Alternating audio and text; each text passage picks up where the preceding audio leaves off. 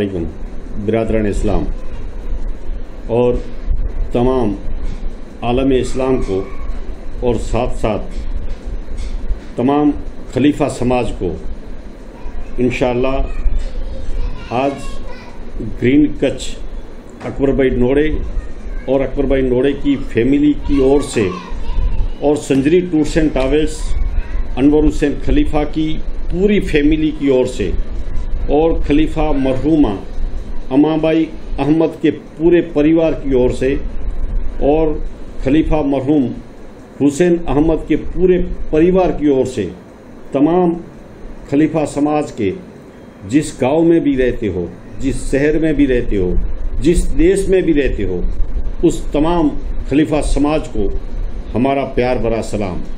इंशाअल्लाह आपकी खिदमत में और पूरी खलीफा समाज के लिए इंशाअल्लाह आज जिस घराने से हम हैं, जिस घराने से ताल्लुक़ रखते हैं, जिस कबीले से इंशाअल्लाह हमारा ताल्लुक़ है, जो हमें इतनी बड़ी शान और हमारे दादा जलाल उमरानी को बड़ा मर्तबा मिला है और वो मर्तबा कहाँ से मिला है।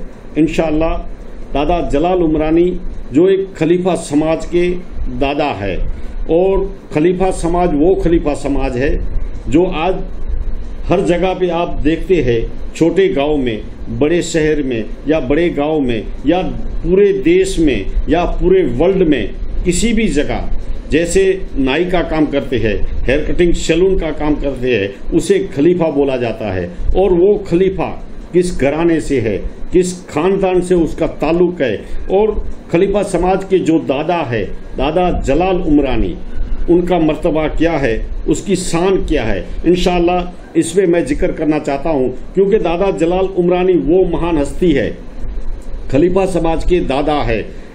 दादा जलाल उमरानी, इनका वालिद साहब का जो नाम है, जिसका नाम है अब्दुल अजीज, और अब्दुल अजीज का जो कबीला है कुरैश खानदान से है और कुरैश खानदान से जब इसका कबीला है, इसका ताल्लुक है, तो कुरैश खानदान से इसका जो ताल्लुक है वो घराना वो पीढ़ी दर पीढ़ी आगे जाते हुए जहाँ मिलती है। जैसे 69 पे इस्माइल अलैहिस्सलाम से उसका पूरा कबीला मिलता है। वो अब्दुल अजीज जिनका साहिबजादा, उसका नाम है जलाल उमरानी।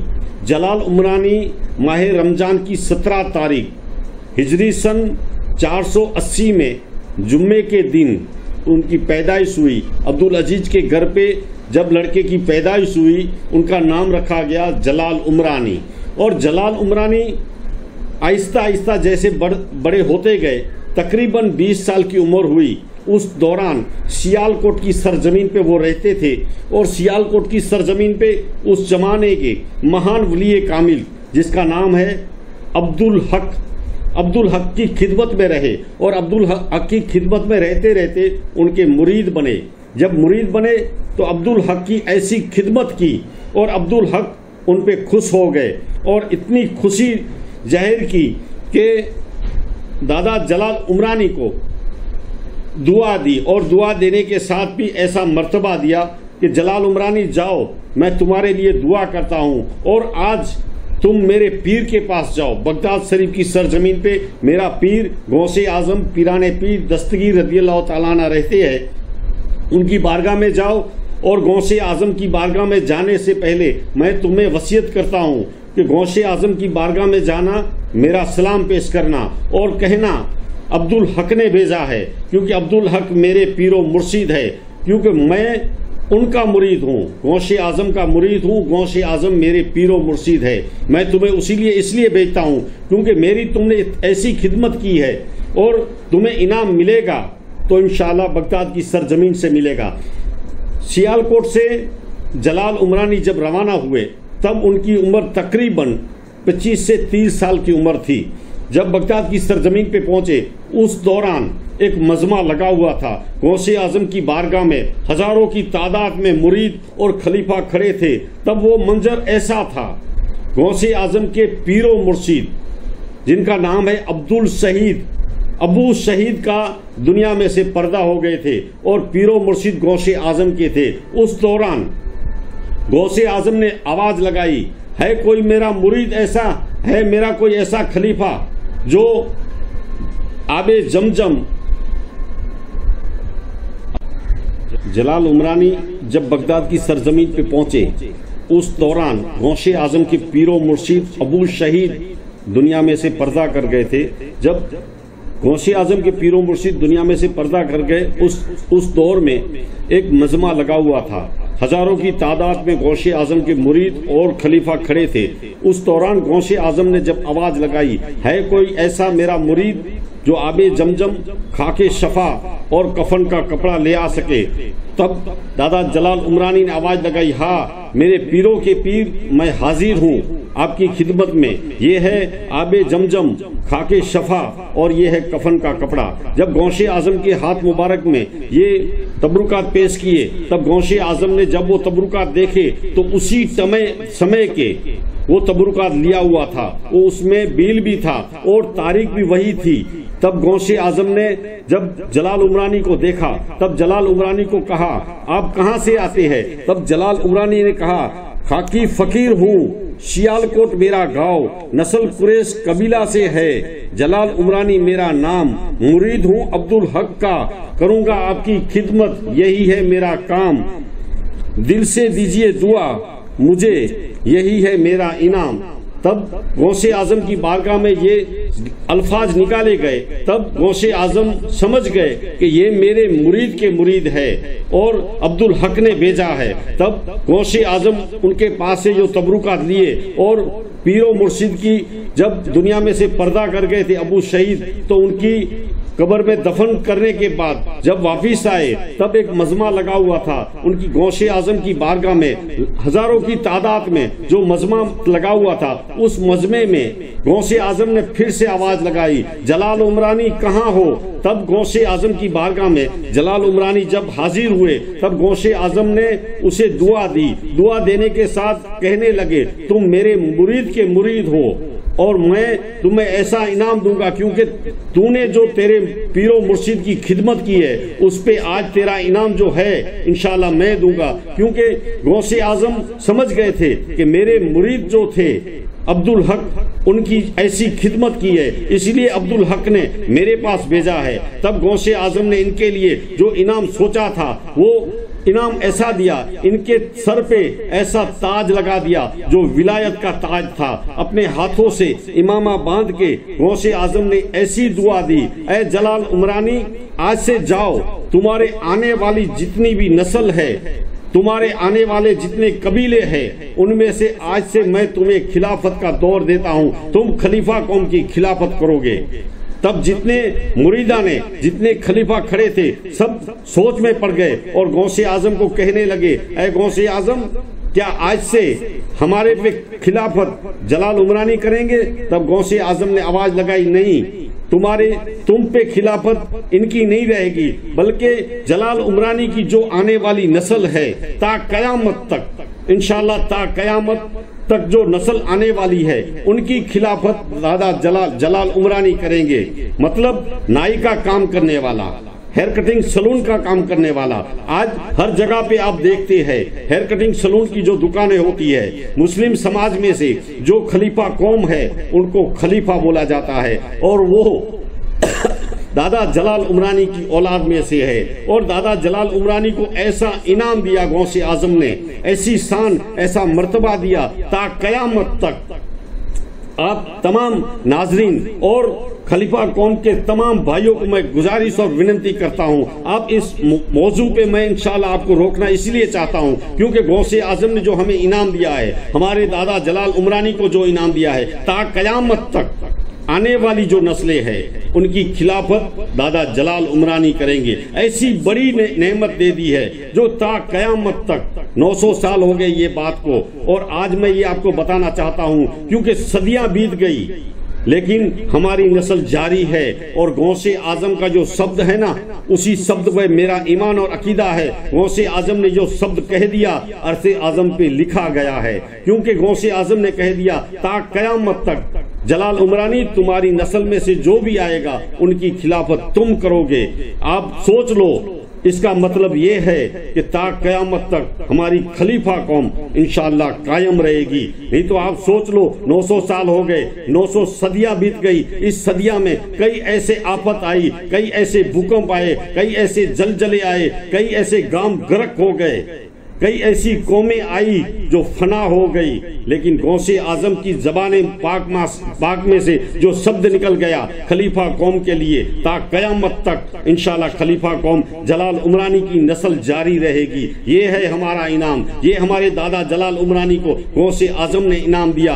आज हम क्या है, तकब्बर और अभिमान के दौर में गुजर रहे हैं, क्योंकि हमारे पास ऐसा पैसा आ गया। उस पैसे की पावर से हम गौसे आजम को भूल गए। गौसे आजम का ये एक एहसान है, ऐसा एहसान है ता क़यामत तक हम नहीं भूल सकते, क्योंकि गौसे आजम ने हमारे दादा जलाल उमरानी को ऐसी शान, ऐसा मर्तबा अता किया है, ता क़यामत तक जलाल उमरानी की नस्ल जारी रहेगी। ये है गौसे आजम का करम, ये है गौसे आजम का एहसान, हम कभी भी नहीं भूल सकते। गौसे आजम को कभी भी नहीं भूल सकते। ये गौसे आजम का करम है। दादा जलाल उमरानी को ऐसी शान, ऐसा मर्तबा मिला। इनके बाद जलाल उमरानी की जो साहबजादे हुए, उनमें से 4 साहबजादे हुए, और चारों साहबजादों में से सिलसिलावार आगे नस्ल बढ़ती गई। उनके पहला साहबजादा जो हारून था, उनके साहबजादा जलाल था, और जलाल के साहबजादों में से आगे बढ़ते बढ़ते इंशाअल्लाह दादा जलाल उमरानी के घराने में से 7वीं पुश्त के साहबजादे जो सुड़ोद्रो की सरजमीन, कच्छ की सरजमीन पे नलिया के पास गांव पड़ता है सुड़ोद्रो, उसी सुड़ोद्रो में 7वीं पुश्त के साहबजादे जिसका नाम है जलाल, वो सुड़ोद्रो की सरजमीन पे आराम करते हैं। और तकरीबन जलाल जिसका नाम है सुड़ोद्रो की सरजमीन पे 400 साल पहले, वो उस जमाने में जो सुड़ोद्रो की सरजमीन पे महान वली कामिल जो आए, एक है गुरिया पीर रहमतुल्लाह अलैह और दूसरा है शकीलदा पीर रहमतुल्लाह अलैह, उनके साथ जलाल आए थे और सुड़ोद्रो की सरजमीन पे आराम किया। तकरीबन 350-400 साल पहले ऐसा मजमा लगा कच्छ की सरजमीन पे, जो खलीफा कौम के एक महान बुजुर्गान दीन औलिया इकराम सुड़ोद्रो की सरजमीन पे आराम करते हैं। वो जलाल उमरानी, दादा जलाल उमरानी के 7वीं पिश्त के साहबजादे हैं, जो घराने से दर पीढ़ी उतरते हुए, जैसे दादा जलाल उमरानी के साहबजादे हारून के साहबजादे जलाल, और इन घराने में से आगे बढ़ते हुए उनका जो 7वीं पिश्त का साहबजादा है वो है जलाल, जो सुड़ोद्रो की सरजमीन पे आराम करते हैं। और ऐसे ऐसे नस्लें बढ़ती गई और ऐसे ऐसे पूरा कबीला बढ़ता गया, पूरा खानदान बढ़ता गया। जैसे कच्छ की सरजमीन से लेकर बंगाल की खाड़ी तक, कश्मीर से लेकर कन्याकुमारी तक हो, या पूर्व से लेकर पश्चिम तक और दक्षिण से लेकर पश्चिम तक, इंशाल्लाह पूरा माजरा पूरे वर्ल्ड में, हर देश में, हर जगह पे दादा जलाल उमरानी की औलाद आपको मिलेगी, जो नाई का काम करते हैं, हेयर कटिंग सलून का जो काम करते हैं। ये है खलीफा कौम, खलीफा समाज।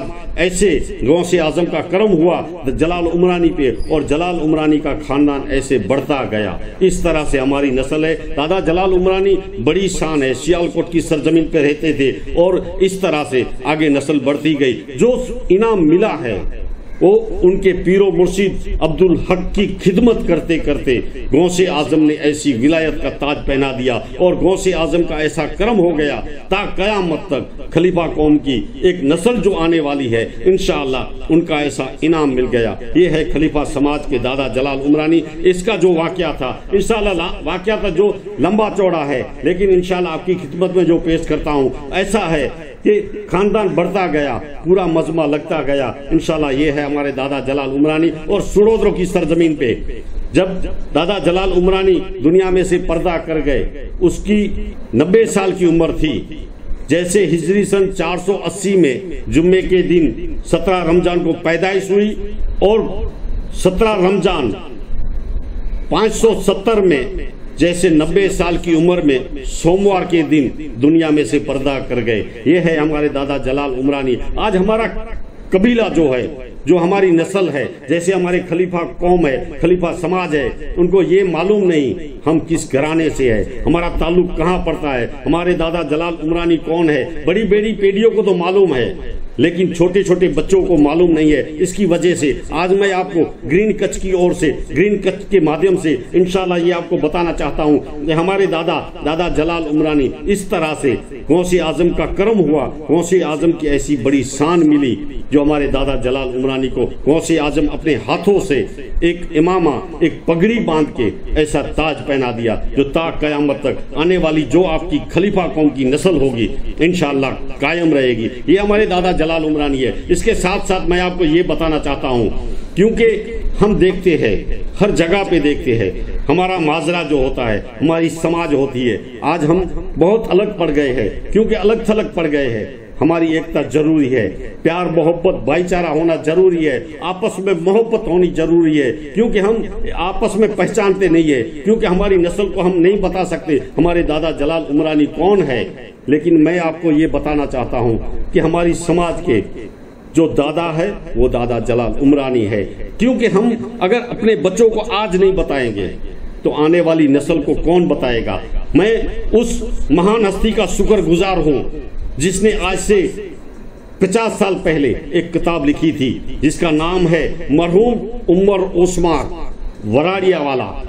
जो इसने किताब लिखी, पाकिस्तान की सरजमीन पे जब गए तो वहाँ का माजरा देखा, वहाँ का माहौल देखा, कराची की सरजमीन से वहाँ की किताब देखी, जो आहिस्ता आहिस्ता हर जगह से जो मौजूद था वो इकट्ठा करके, जिस किताब से जो मिलते गए वो सब जमा करके एक किताब बनाई। उस किताब का नाम जो ये महान हस्ती ने जिस तरह से ये पूरा माजरा उस किताब में बयान किया है, मरहूम खलीफा उमर ओस्मान जो वराड़िया की सरजमीन पे रहते हैं। और इसके साथ साथ मरहूम उमर जो है उनका दूसरा भी एक मैं वाकया आपको सामने पेश करना चाहता हूँ, क्योंकि वो ऐसी महान हस्ती है कि कच्छी में एक काफी लिखी है जो पूरी वर्ल्ड में फेमस है।